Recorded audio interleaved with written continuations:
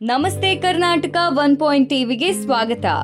ನಮ್ಮ ಈ ಆಧುನಿಕ ಹಾಗೂ ಡಿಜಿಟಲ್ ಯುಗದಲ್ಲಿ ಒತ್ತಡದ ಜೀವನ ಎಲ್ರಿಗೂ ಸಾಮಾನ್ಯ.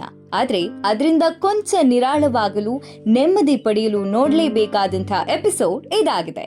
ಇದೊಂದು ಪುರಾಣದ ಕಥೆಯಾದ್ರೂ ಕೂಡ ಇಂದಿನ ಜೀವನ ಶೈಲಿಗೆ ಉಪಯುಕ್ತವಾಗುವ ಅನೇಕ ವಿಷಯಗಳನ್ನ ಒಳಗೊಂಡಿದೆ.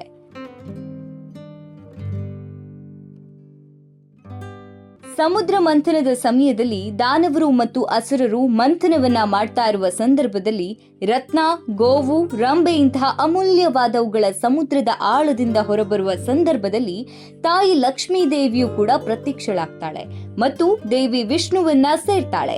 ಇದರಿಂದಾಗಿ ಸರ್ವಲೋಕವು ಹಚ್ಚ ಹಸಿರಾಗಿ ಐಶ್ವರ್ಯ ಸಂಪತ್ತಿನಿಂದ ತುಂಬಿ ತುಳುಕ್ತವೆ. ಆಗ ಇಂದ್ರದೇವನು ಸಂತಸಗೊಂಡು ಈ ಶ್ಲೋಕವನ್ನ ಪಠಿಸ್ತಾನೆ.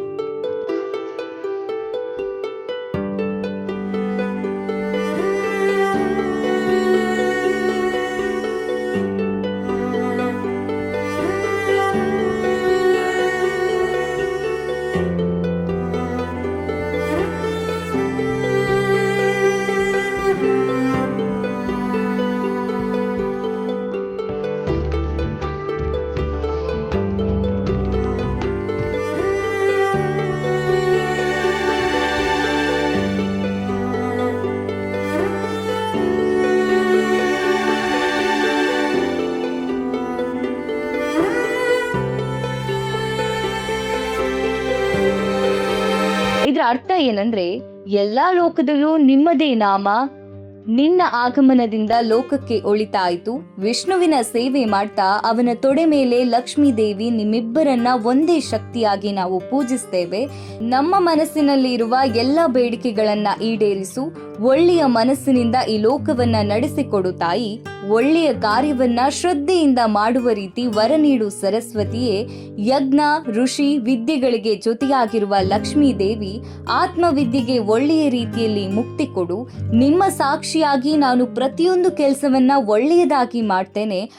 ಅದರಲ್ಲಿ ತಪ್ಪಿದ್ದಲ್ಲಿ ಎಲ್ಲರ ಸಾಕ್ಷಿಯಾಗಿ ನನಗೆ ಶಿಕ್ಷೆ ನೀಡಿ ಎಂದು ಇಂದ್ರದೇವನು ಹೇಳುವುದಾಗಿದೆ. ಇದರೊಂದಿಗೆ ಸೂರ್ಯದೇವನ ಶಕ್ತಿ ಕುಂದಿರ್ತದೆ. ಸಮುದ್ರ ಮಂಥನದ ಸಮಯದಲ್ಲಿ ಇದರಿಂದ ಇಡೀ ಜಗತ್ತಿಗೆ ಕತ್ತಲು ಆವರಿಸುತ್ತದೆ. ಮಂಥನ ನಡೀತಾ ಇರುವಾಗ ಸೂರ್ಯದೇವನು ಕೂಡ ಶಕ್ತಿಯನ್ನ ಪಡೆದುಕೊಳ್ತಾನೆ. ಇದರಿಂದ ಸರ್ವಲೋಕವೂ ಕೂಡ ಕತ್ತಲಿಂದ ಮುಕ್ತಿಯನ್ನ ಹೊಂದುತ್ತವೆ. ಆ ಸಂದರ್ಭದಲ್ಲಿ ಋಷಿ ಮುನಿಗಳು ಈ ಶ್ಲೋಕವನ್ನ ಸೂರ್ಯನಿಗೆ ಸಮರ್ಪಿಸ್ತಾರೆ.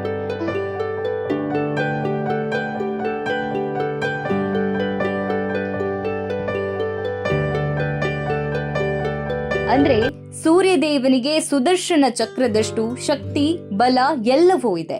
ಹಾಗಾಗಿ ಈ ಲೋಕವನ್ನ ಬೆಳಕಿನಿಂದ ಕಾಪಾಡು ದೇವ ಎಂದು ಕೇಳಿಕೊಳ್ತಾರೆ.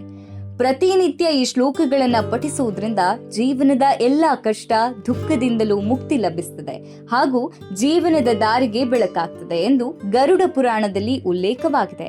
ಹಾಗಾಗಿ ನೀವು ಕೂಡ ಇದನ್ನ ಪಠಿಸಿ ಮತ್ತು ನಿಮ್ಮ ಜೀವನದಲ್ಲಿ ಸುಖ, ಶಾಂತಿಯ, ನೆಮ್ಮದಿಯನ್ನ ಕಾಣಿ ಎಂದು ಮನಸಾರೆ ಬಯಸುವ ನಾವು 1 ಟಿವಿ.